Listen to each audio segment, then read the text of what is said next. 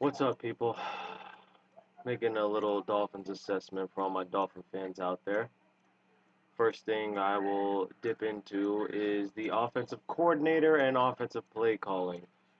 Mike Sherman, what are you doing, man?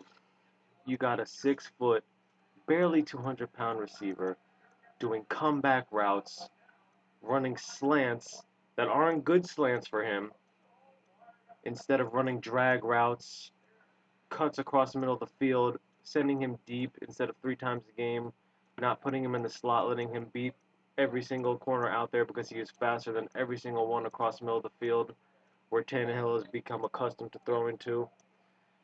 You are in love with running this stretch play to Daniel Thomas to the left when it hasn't worked not once the entire season.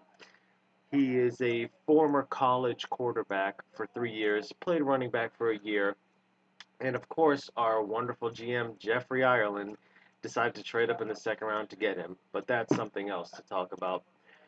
You, all you do is throw slants to Brian Hartline, comebacks to Mike Wallace, in and outs to the left, in and outs to the right with the slot receiver. And by the fifth week of the NFL season, every single team we played had figured that out, and you just don't adjust. And it doesn't make any sense to me. You don't roll out Tannehill. You don't let Tannehill run. You don't let Tannehill throw it deep down the field, and you just baby this guy, and you're never going to let him progress. He needs to go. Next, we will dip into my most hated player on defense right now, Philip Wheeler. You consistently are around the ball. You're consistently around the area where the player is getting the ball, running the ball, about to catch the ball, but yet you always seem to have you and your disgusting dreads on the floor at the end of every play without a offensive player wrapped into your arms. You dive and miss tackles. You can't tackle, period. You get burnt by every tight end. You can't cover any tight ends, and you can't tackle them even when they catch it and start running away from you. And you have to have the safeties get them. I don't know what you're doing. And Jeff Ireland, again, you give this guy 5 years, $26 million deal, when 2 years ago you brought him into camp, you looked at him, didn't like him, and let him leave, and he ended up signing with the Raiders and played for the Raiders and Colts. And then 2 years later, sure enough, let's bring him back, even though we didn't like him 2 years ago, and give him $26 million. That's that. Next, the Bucks get the ball first, and this is going to dip into Joe Philbin and his unpreparedness for this team.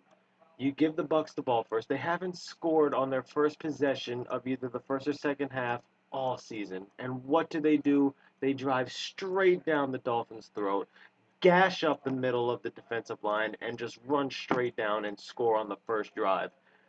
Where was Randy Starks and Paul Soliai, who combined to make $20 million a year, are supposed to be stuffing this lineup and not letting any penetration through, but they just can't seem to not let let everyone through, and it just doesn't sit well with me.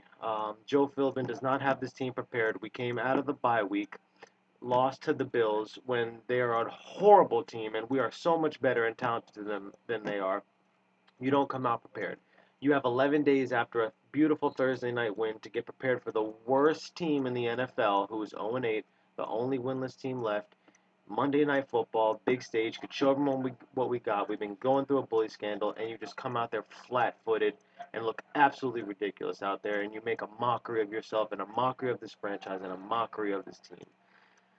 I just don't know what we're going to do. We have Jeff Ireland that can't just get an offensive line. We have Mike Sherman can't call any plays correctly, and it is just becoming a abomination after starting 3-0 and looking very productive. But if you keep doing the same things over and over again, a team will find you out and figure your ways.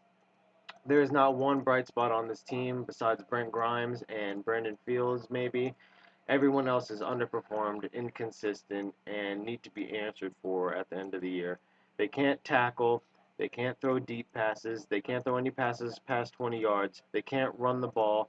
Lamar Miller is averaging 4.8 yards a carry, and you give him the ball 11 times a game, and you just cannot stop giving the ball to Daniel Thomas when the guy cannot do a thing.